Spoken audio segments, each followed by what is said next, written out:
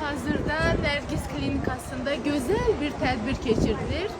Azərbaycanın xalq təbabətinin siması Məlahət xanım Qəhrəmanova, hamımızın sevimlisi, Nərgiz klinikasının nəzdində artıq parazitologiya mərkəzi fəaliyyət göstərəcək. İstəyirəm ki, Məlahət xanımın yanında olan və bu gözəl gün münasibətilə onu təbrik edəm. İllərin təcrübəsini, elmi biliklə xalq təbabətinin müdrikliyini birləşdirən Məlahət xanım bu sahədə yeniliklərə imza atmağa davam edir. Açılışda dəyərli insanlar, ziyalılar, sənət adamları, media nümayəndələri bir araya gəlib onu təbrik etdilər. Biz də əziz Məlahət xanımı bu böyük və faydalı addıma görə təbrik edirik.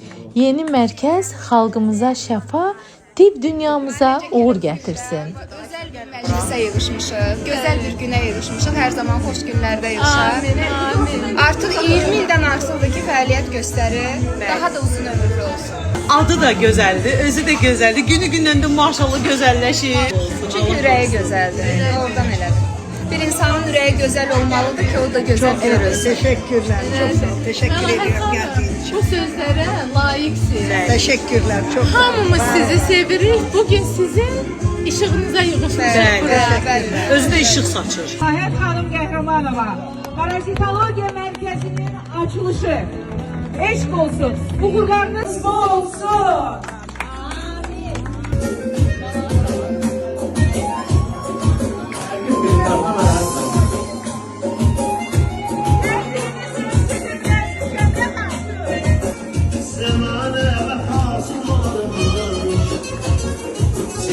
Sevdiğinden duyarmış.